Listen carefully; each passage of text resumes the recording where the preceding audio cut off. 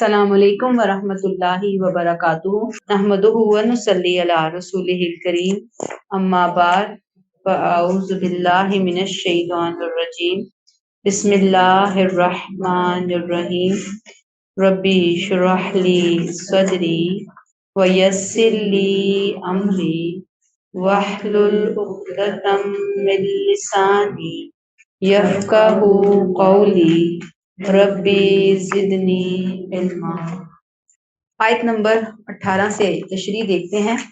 शाहिदल्लाहु अन्नहु ला इलाहा इल्लहु, गवाही दी अल्लाह ने कि उसके अलावा कोई इलाह नहीं। वल मलाइकातु, और फरिश्तों ने भी यही गवाही दी। व उलुल इल्म, और सब हामिलीन इल्म ने भी यही गवाही दी, जो हकीकी हामिलीन इल्म है। अब आयत पीछे जो हम पढ़ कर आए 16-17 में मोमिनीन की बेहतरीन सिफात हमने पढ़ी। अगर आपको याद हो, सब्र करने वाले, सच बोलने वाले, अल्लाह की राह में खर्च करने वाले, रातों को उठ उठ कर अपने गुनाहों की बख्शिश मांगने वाले।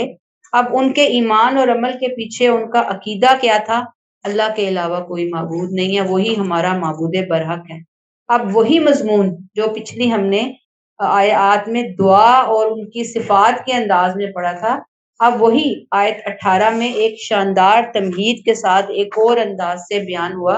खुलासा ये है कि अल्लाह, उसके फरिश्तों और इल्म हकीकी के सब जानने वालों की गवाही यही है, हमेशा से, अजल से है। वो क्या गवाही है? कि अल्लाह वाहिद है, उसके सिवा कोई माबूद नहीं है। शाहिद अल्लाह, अल्लाह ने गवाही दी, सबसे गवाहियों में अजीम गवाही, क्योंकि अल्लाह खुद तौहीद पर गवाह है और अल्लाह की गवाही से बढ़कर सच्ची गवाही और किसकी हो सकती है। अल्लाह ने अपनी गवाही का जिक्र क्यों किया?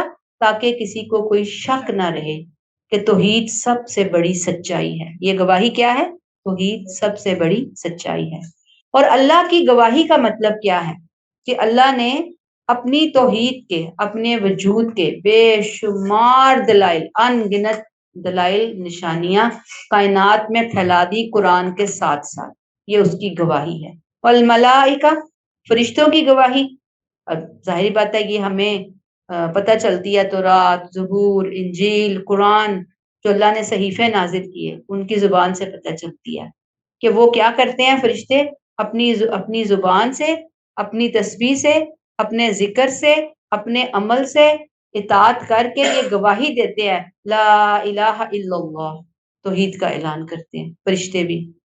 और इसके लिए एक हदीस है, नबी करीम सल्लल्लाहु अलैहि वसल्लम ने फरमाया कि बेशक आसमान चरचरा रहा है और उससे चरचराने का हक भी है, इसलिए कि इसमें 4 उंगल की जगह भी खाली नहीं, मगर कोई ना कोई फरिश्ता अपनी पेशानी अल्लाह के हुजूर रखे हुए है। इतने फरिश्ते जो अल्लाह की इबादत में लगे हुए हैं, वो अपनी इबादत के जरिए, अपनी इताअत, अपनी वफादारी, अपनी फरमाबरदारी, अपनी तस्बीहात के जरिए गवाही दे रहे हैं कि अल्लाह एक है। सूरह अंबिया में भी ये आयत आई हैं 19-20 में। और जो कुछ आसमानों और जमीन में है सब उसी का है, और जो कुछ उसके पास है वो इसकी इबादत से ना तो गुरूर करते हैं ना ही थकते हैं। वो दिन रात उसकी तस्बीह कर रहे हैं और वो सुस्त नहीं पड़ते। गोया उनकी फरिश्तों की जिंदगी का एक एक लम्हा तौहीद की गवाही पर मबनी है। और ये गवाही कौन देते हैं? उलुल इल्मी क़ाइमम बिल क़िस्त, इल्म हकीकी के सब हामिलीन जो इंसाफ पर कायम है। ये कौन है उलुल इल्म? तमाम आसमानी किताबों के दौर के लोग, अपने अपने दौर के लोग, अपनी किताबों को समझने वाले उलुल इल्म।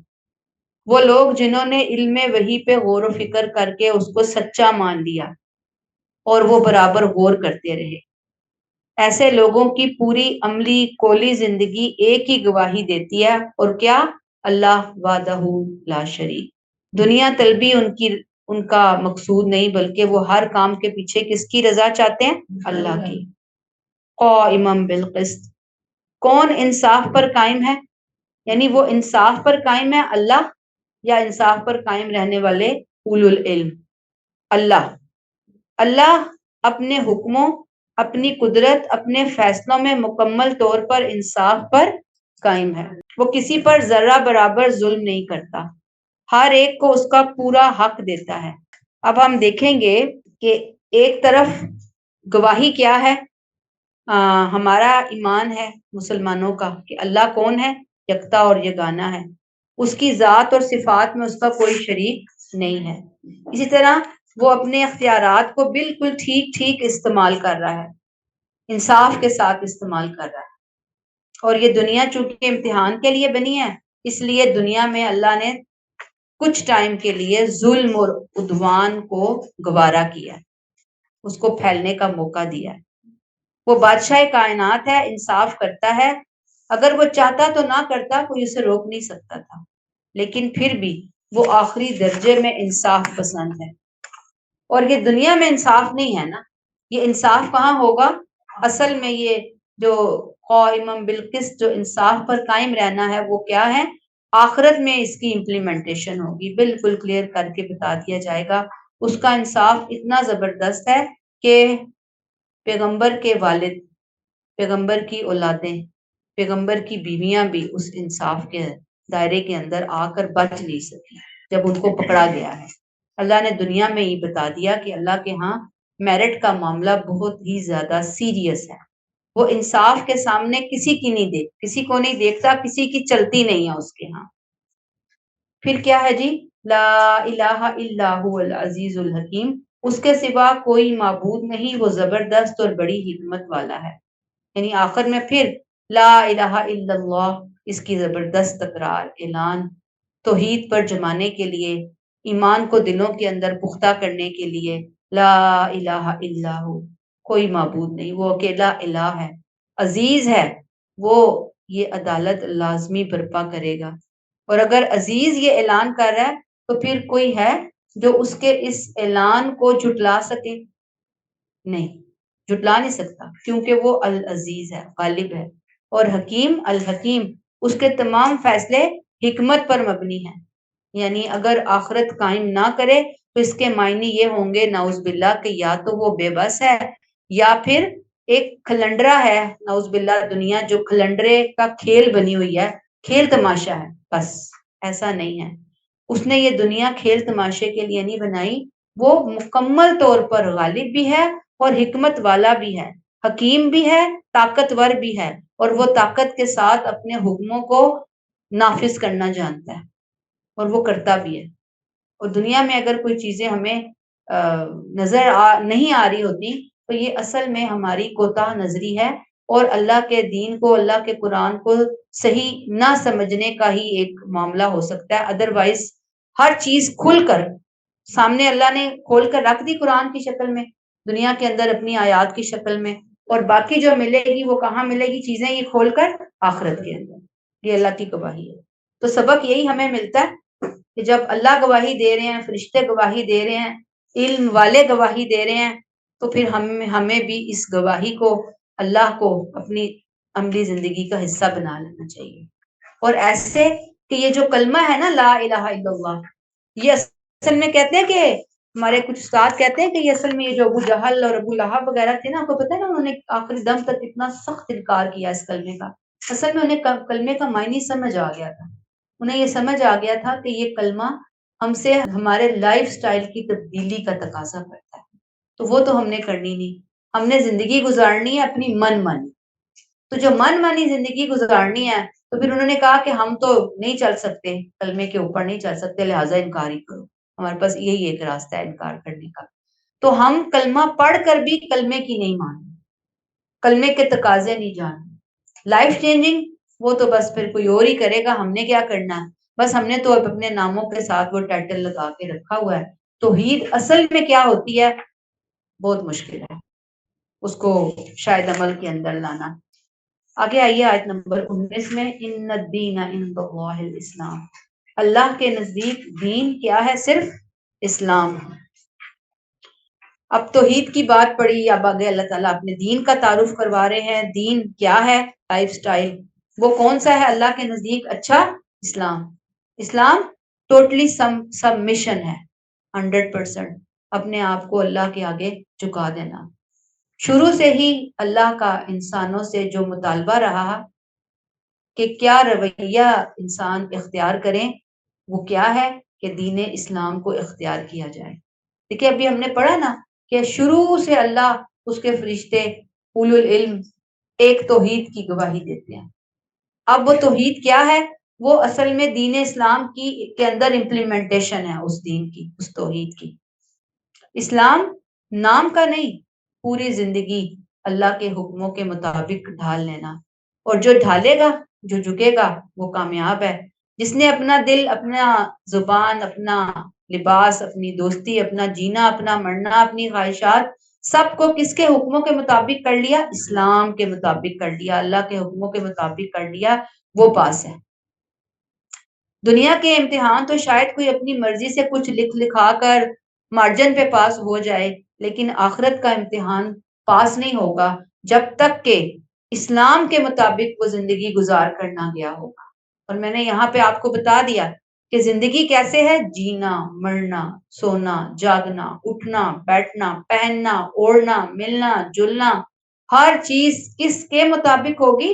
بالکل اسلام کے مطابق ہوگی۔ اللہ نے کہا ان الدین عند اللہ الاسلام، اللہ کے نزدیک دین صرف اسلام ہے۔ اور دین میں نے ابھی آپ کو بتا دیا کہ دین لائف سٹائل، طریقہ زندگی کا نام ہے، اور وہ اسلام ہے۔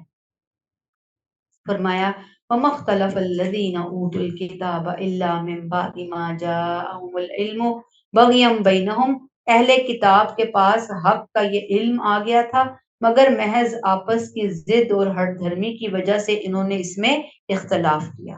یعنی اللہ نے آدم علیہ السلام سے لے کر قیامت تک کے لیے ایک ہی دین دیا، اور وہ دین اسلام۔ نہ یہودیت دی اللہ نے، نہ نصرانیت دی، نہ کوئی اور اس نے دین دیا۔ اہل کتاب کے علماء تورات اور انجیل سے اچھی طرح واقف تھے، انہیں معلوم تھا کہ یہ دین حق، دین اسلام ہی ہے۔ انہیں یہ معلوم تھا کہ آخری نبی نے تشریف لانا ہے، انہیں معلوم تھا کہ اللہ کی آخری کتاب آنی، نہیں، سب کچھ ان کے اوپر عیاں تھا۔ اور نہ ماننے کی وجہ یہ نہیں تھی کہ انہیں علم نہیں تھا، علم تھا، بہت اچھی طرح علم تھا، حق سمجھ آ گیا تھا، لیکن نہیں مانا۔ تو کیوں نہیں مانا انہوں نے؟ بغیم بینہم، اپنی ضد، اپنے حسد، اپنے اناد کی وجہ سے انہوں نے جان بوجھ کر اختلاف کی راہ کو پسند کیا، اسلام کی بجائے یہودیت کے بت کھڑے کیے، نصرانیت کے بت کھڑے کیے۔ انہوں نے اللہ کی اتنی عظیم نعمت، کون سی نعمت؟ نعمت اسلام کو، نعمت توحید کو ضائع کر دیا۔ اب اللہ نے اس طرح کے لوگوں کو، یعنی آپ صلی اللہ علیہ وسلم کے مخاطبین کی بات ہو رہی ہے، اللہ نے اسلام کی شکل میں، قرآن کی شکل میں، نبی کی شکل میں دین حق کو مکمل اور اصل صورت میں نازل کر کے انہیں دوبارہ موقع دے دیا کہ آؤ، ایک آخری موقع ہے، صراط مستقیم کو پالو، ہدایت پالو، دنیا آخرت کی کامیابیاں حاصل کر لو۔ اسلام کی عالمگیریت یہ جو ہے نا، اس کے اوپر کیا کر لو تم؟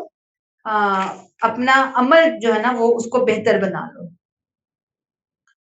تو اللہ تعالیٰ ہمیں بس توفیق عطا فرمائے کہ ہم ان باتوں کو جاننے والے بنے۔ میں ایک چھوٹا سا آرٹیکل شیئر کروں گی، پہلے میں یہ آیت کمپلیٹ کر دوں۔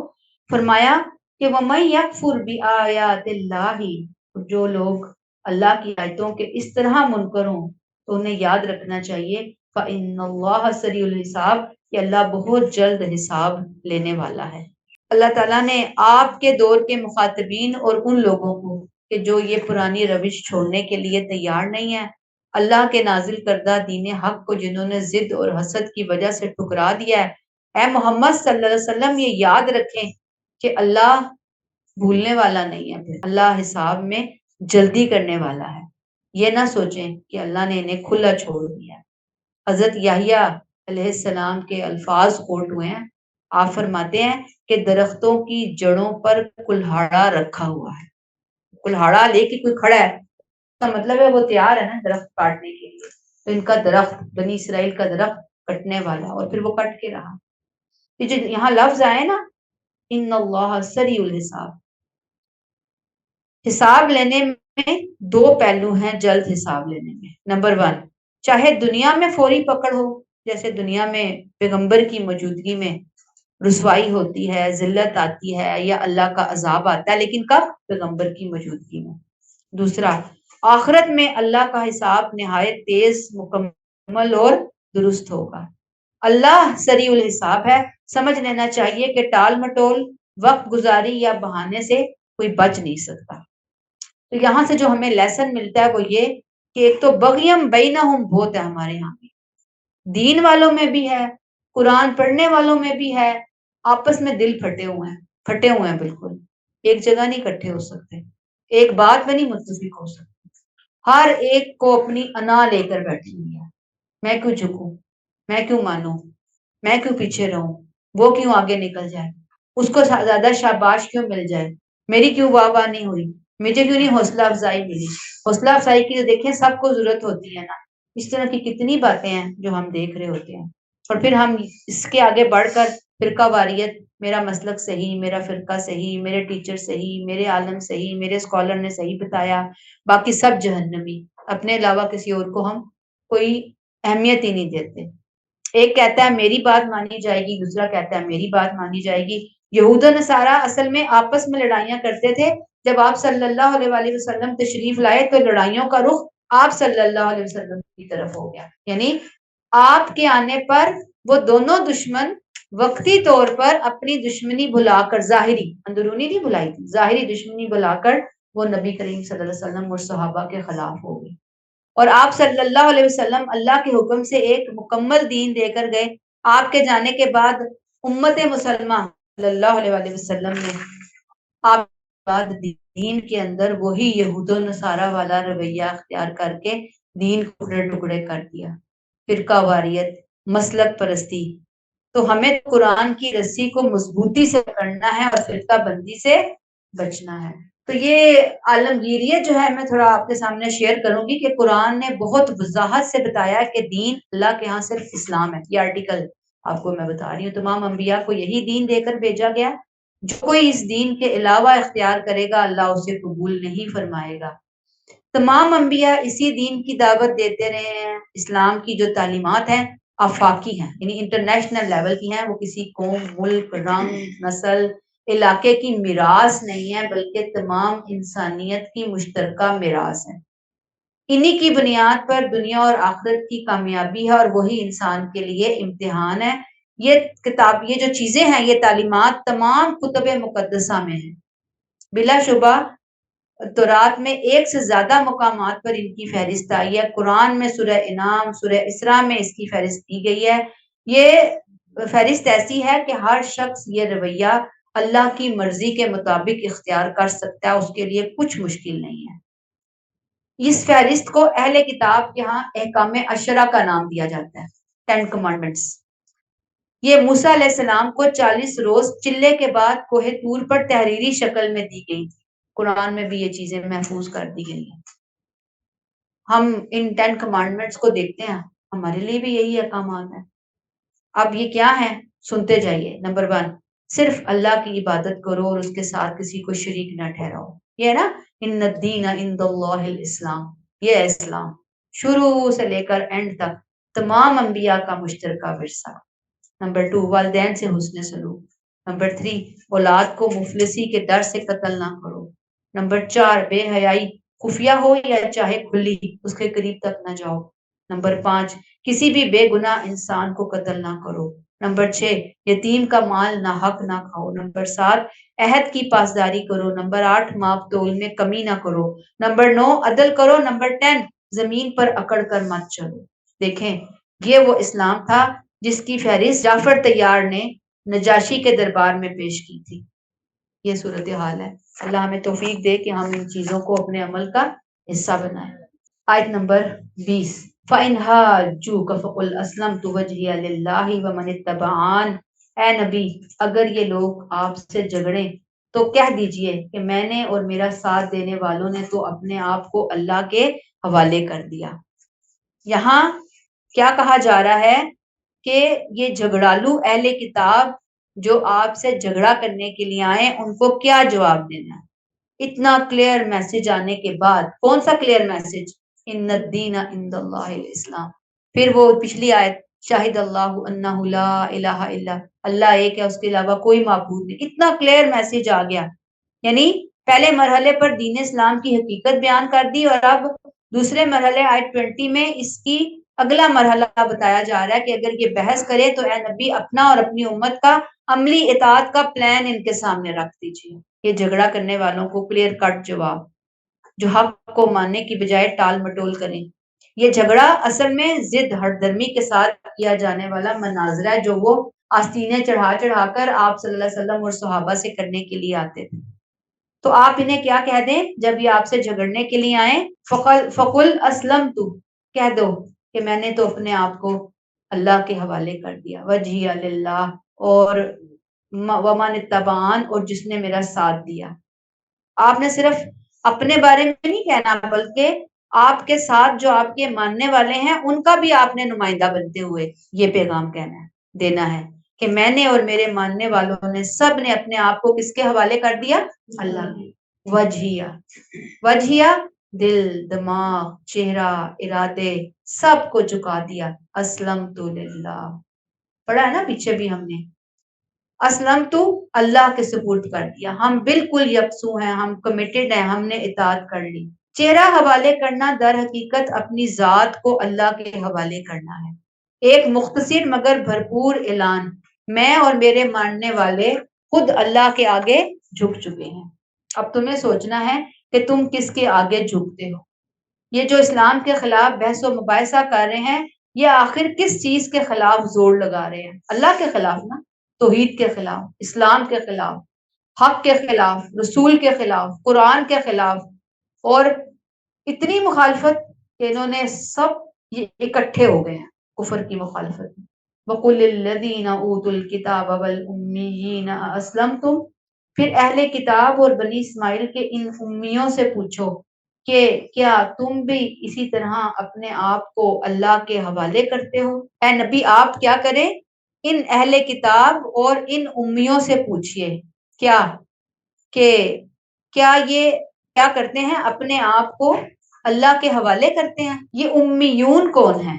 امی سے ہے وہ شخص جو پڑھنا لکھنا نہ سیکھ سکا، بالکل ایسے جیسے ماں کے پیٹ سے وہ آیا ہے۔ اور یہ امیون کا لقب خاص طور پر بنی اسماعیل عربوں کے لیے استعمال ہوتا تھا۔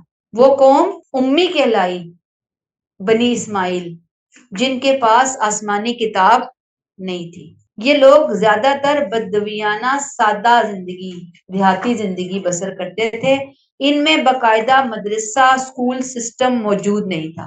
ان کے برعکس بنی اسرائیل یہود و نصارہ اہل کتاب کہلاتے تھے، کیونکہ وہ آسمانی کتابوں کے حامل تھے۔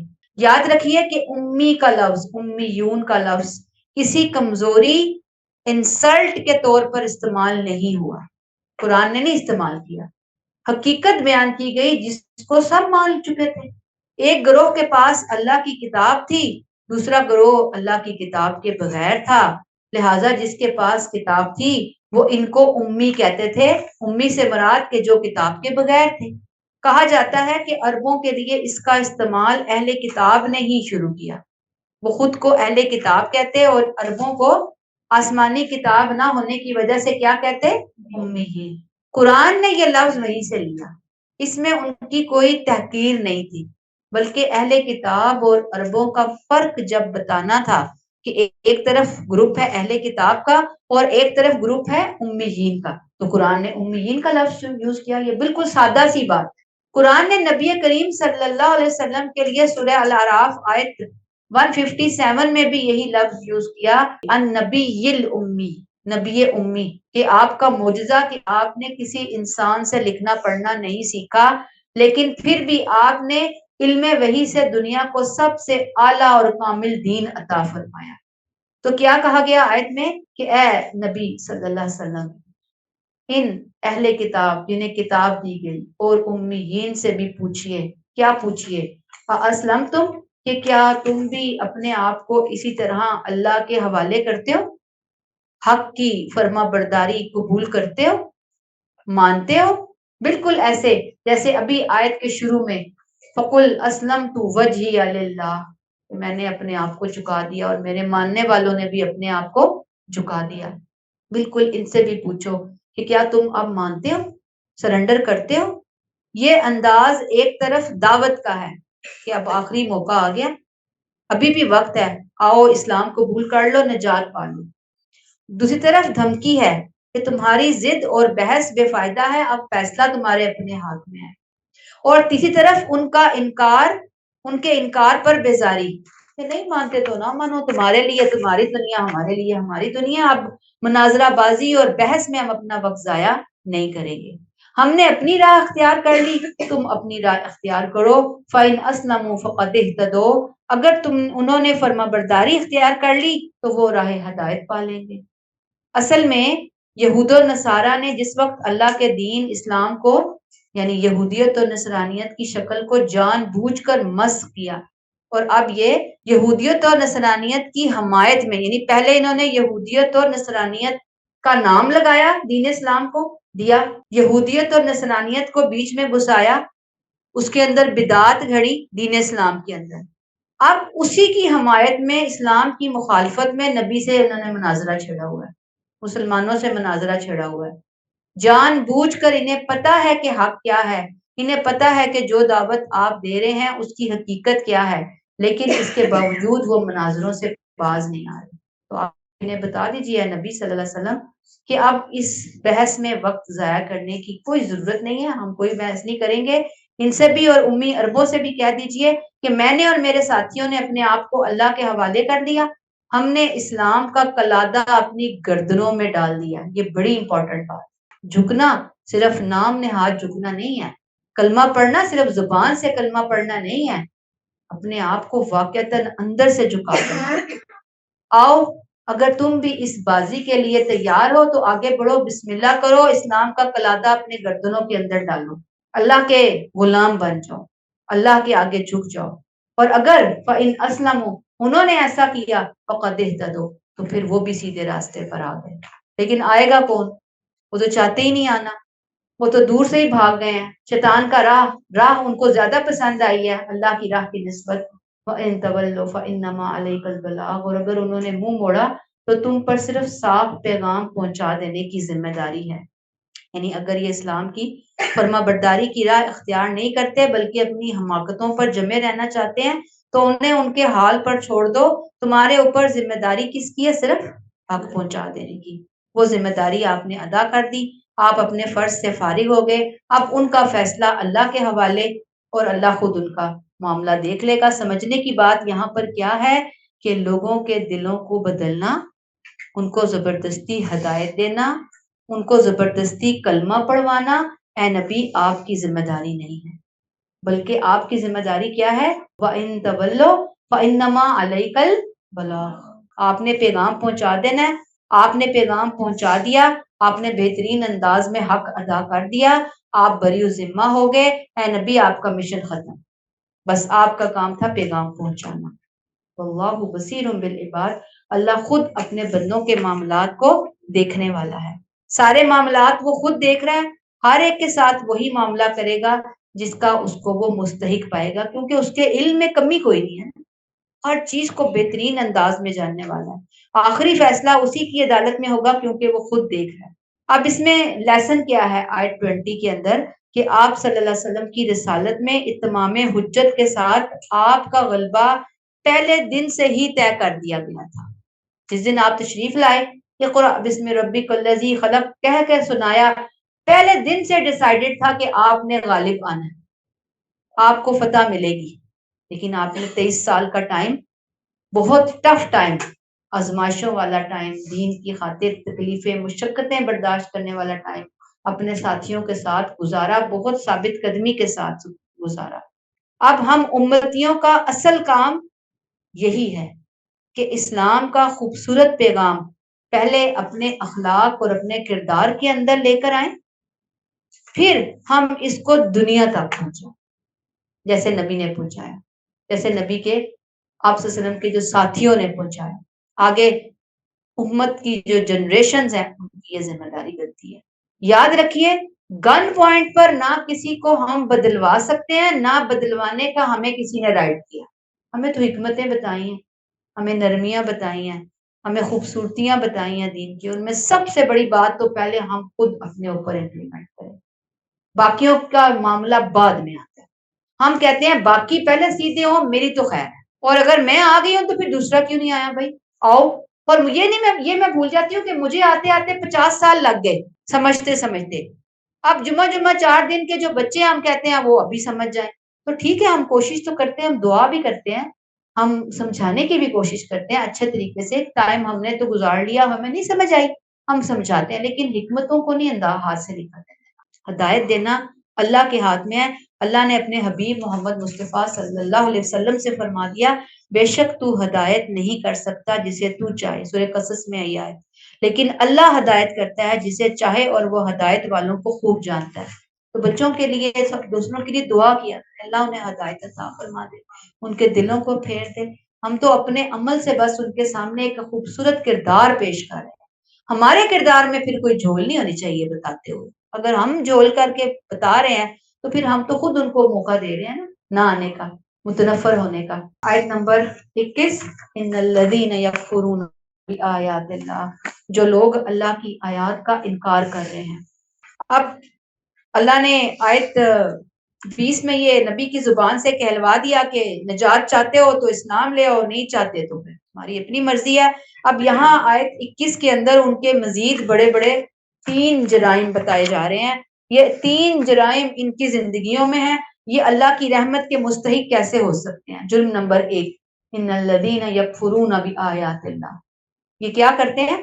اللہ کی آیات کا انکار کر رہے ہیں۔ کون؟ خاص طور پر نبی کریم صلی اللہ علیہ وسلم کے زمانے کے بنی اسماعیل اور اہل کتاب، جن تک قرآن کی دعوت نبی کی زبان سے براہ راست پہنچ رہی تھی، لیکن وہ جان بوجھ کر انکار کی روش پر اڑ گئے تھے۔ اصلاً انکار ایمان کی جڑ ہی کاٹ دیتا ہے، اور باقی تمام گناہ اسی انکار کی پیداوار ہیں۔ اب آپ دیکھیں کہ ایک ڈاکٹر کسی مریض کو بڑے خلوص سے کوئی نسخہ لکھ کے دے، دوائی لکھ کے دے، اور وہ مریض جو ہے نا اس نسخے کو پکڑ کے جان بوجھ کے پھاڑ دے، تو پھر کیا ہوگا؟ کس کا نقصان ہے؟ ڈاکٹر کا یا مریض کا؟ مریض کا۔ بیماری بڑھتی چلی جائے گی، اور بہت ممکن ہے کہ حد سے بڑی تو مار ہی جائے گا، اپنا نقصان خود کر لے گا۔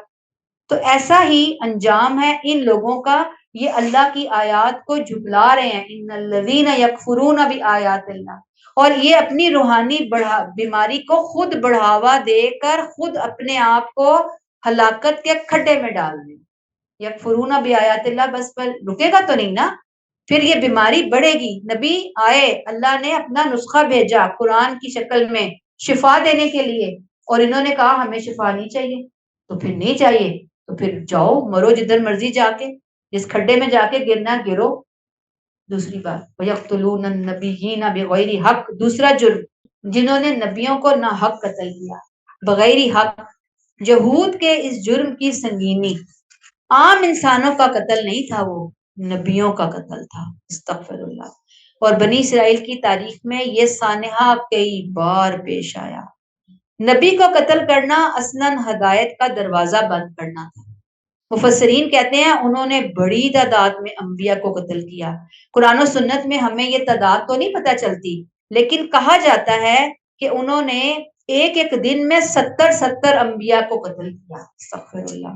کہیں بتایا جاتا ہے 300 انبیاء کرام کو قتل کیا۔ پھر جو حضرت زکریا علیہ السلام، وہ تو قرآن میں ذکر آیا، ان کو شہید کیا، حضرت یحییٰ کو، حضرت عیسیٰ علیہ السلام کو اپنے حساب سے، تو انہوں نے اپنے حساب سے ختم شہید کر دیا تھا، وہ تو اللہ نے ان کو اوپر اٹھا لیا۔ یہ ان کا معمول تھا کہ حق سننے کی بجائے نبیوں کو ہی راستے سے ہٹا دیتے تھے، زبان چپ کروا دی ہمیشہ کے لیے۔ اصل میں یہ کوئی معمولی جرم نہیں تھا، یہ اللہ کے باغی تھے۔ یہ کیا تھا؟ باغی، اللہ کے نمائندے کوئی قتل کرتے ہیں، استغفر اللہ۔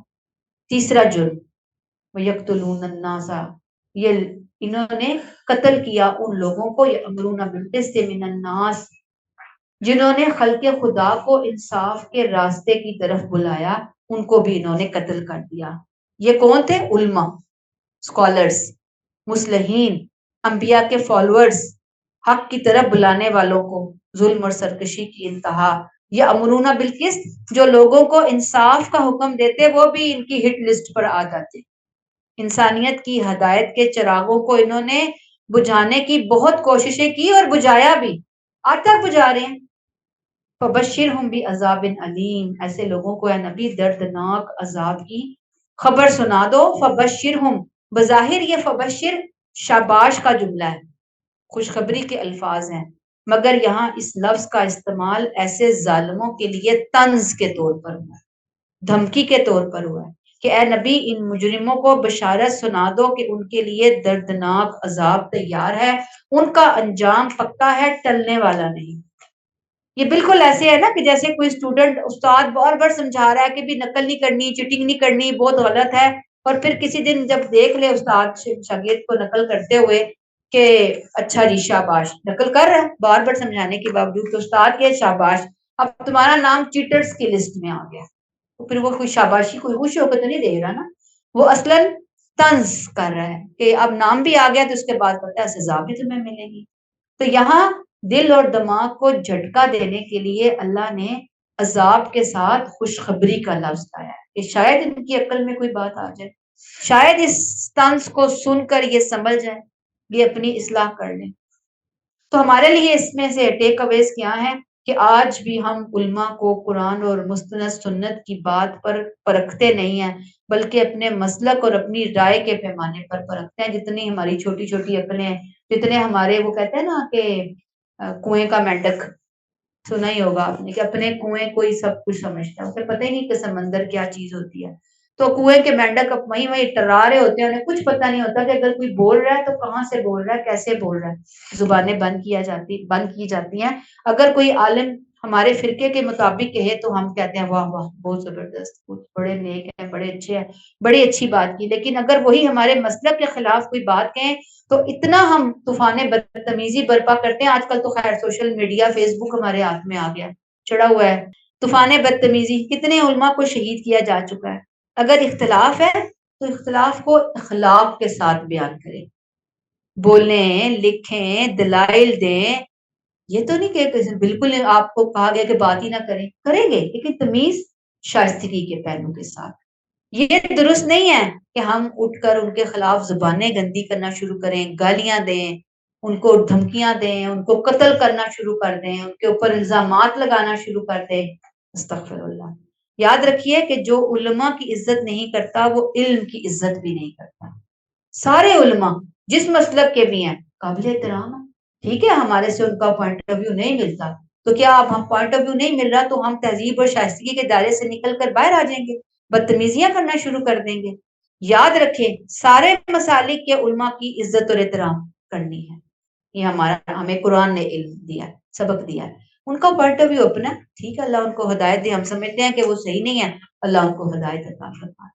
لیکن یہ کہنا کہ وہ گمراہ ہیں، وہ منکر ہیں، وہ فلاں ہیں، وہ یہ ہیں، یہ بڑی ہی غلط بات ہے. بس بات وہی ہے کہ اگر تنقید ہے تو اخلاق کا دامن ہاتھ سے نہیں جانے دینا. آیت نمبر 22، اولئک الذین حبطت اعمالهم فی الدنیا والآخرہ، یہی لوگ ہیں جن کے اعمال دنیا اور آخرت دونوں میں ضائع ہو گئے. وما لهم من ناصرین، اور ان کی مدد کرنے والا کوئی نہیں ہے. اب 3 جرائم پیچھے پڑے، اب اللہ نے ان جرائم کے لیے عذاب علیم کو واضح کر دیا. اتنے بڑے جرائم کرنے کے بعد حبطت اعمالهم، ان کی بڑی بڑی چھوٹی چھوٹی نیکیاں پر بیکار ہو گئی. یہ حبطت اعمالهم فی الدنیا والآخرہ، دنیا میں یہ لوگ ذلیل ہوئے. مثلا آپ دیکھیں پچھلی قوموں میں، قوم نوح، قوم عاد، قوم سمود، قوم لوط، انہوں نے اپنے انبیاء کو ماننے سے انکار کیا. بظاہر دنیا میں بڑی ترقیاں کی، لیکن آخر دنیا میں ان کے نظام، ان کے اعمال کی وجہ سے تباہ کر دیے. دنیا تباہ ہو گئی نا، اتنے بڑے بڑے نظام، سلطنتیں سب ختم ہو گئی. قرآن کی یہ پیشن گوئی حبطت اعمالهم فی الدنیا والآخرہ، پھر دنیا میں حرف بحرف پوری ہوئی، تھوڑے ہی عرصے میں ان کی ساری تدبیریں ختم ہو گئی. ذلت اور نامرادی کے ساتھ نبی کریم صلی اللہ علیہ وسلم کے زمانے میں بھی جو یہود تھے ان کو نکالا گیا نا وہاں مدینہ سے، جزیرہ نما عرب سے بھی نکال دیا گیا. ایسے نکالا گیا وما لهم من ناصرین، ان کا کوئی حامی اور مددگار نہیں تھا. یعنی حبطت اعمالهم فی الدنیا، حرف بحرف پوری ہوئی. اور پھر والآخرہ، ظاہری بات ہے کہ جب دنیا میں پوری ہوئی ہے تو آخرت میں بدرجہ اولا پوری ہوگی. ان کی کوئی نیکی کوئی وزن نہیں رکھے گی، سب کچھ برباد ہوگا. نہ دنیا میں کوئی مدد کرنے والا تھا، نہ آخرت میں کہیں سے کوئی مدد ملے گی. سارے دروازے بند، کوئی سہارا نہیں ہے. اور یاد رکھیے کہ نیکیوں کی اصل قبولیت ایمان کے ساتھ ہے. ایمان کے بغیر نیکیاں کھوکھلے ڈھانچے ہیں، آخرت میں جواب دہ ہونا پڑے گا سارے جرائم کا، خواہ دنیا میں کوئی انسان بڑے بڑے کارنامے کرتی جائے۔ سورہ فرقان کی آیت ہے 23 کہ جو عمل انہوں نے کیے تھے ہم ان کی طرف متوجہ ہوں گے، سنیں ذرا، جو ایمان نہیں ہوگا جن کے ساتھ نا، پھر انہیں اڑتی ہوئی خاک کر دیں گے۔ تو پہلے تو اپنے ایمان کی سیٹنگز کو دیکھنا ہے، چیک کرنا ہے، ریسیٹ کرنا ہے، ریوزٹ کرنا ہے، ایمان ہے اصل، پھر اس کے بعد عمل کی طرف آنا ہے۔ لیسن کیا ہے کہ آج ہمارے مذہبی طبقے میں یہ ہوا چل پڑی، چھوٹی چھوٹی باتوں پر کفر کے فتوے، قتل کے فتوے، حالانکہ آپ نے تو اپنے دور کے منافقین جن کا نفاق دنیا میں کھل گیا تھا، آپ نے ان کو منافق نہیں کہا، پتہ ہے نا آپ کو، خاموشی اختیار کی۔ آج ہم نے فتووں کی فیکٹریاں کھولی ہوئی ہیں اور یہ بڑی سخت بات ہے۔ اللہ ہمیں ہدایت عطا فرمائے، اللہ سب کو ہدایت عطا فرمائے۔ ہمیں ارد گرد لوگ نظر آتے ہیں کمزور اعمال والے، تو آپ یہ سوچ لیا کریں نا کہ ہماری اپنی غلطیاں ہوں گی کہ ہم ان کو صحیح دعوت پہنچائی نہ سکے، اپنی فیملی میں، باہر۔ ہم یہ کیوں خود کو الاؤنس دیتے ہیں کہ نہیں ہم تو بڑے صحیح ہیں، جیسے ہم نے تو آخری درجے میں جا کے پیغام پہنچا دیا، اب یہ نہیں مان رہے، یہی پکڑ میں آئے، ہم نے نہ پہنچایا ہوگا۔ اور وہ جو ہے اللہ ان کو ہدایت عطا فرمائے، آمین۔ یہاں پہ ہم اس کو روک لیتے ہیں۔ سبحانک اللہم و بحمدک، نشہد ان لا الہ الا انت، نستغفرک و نتوب الیک۔ السلام علیکم ورحمۃ اللہ وبرکاتہ۔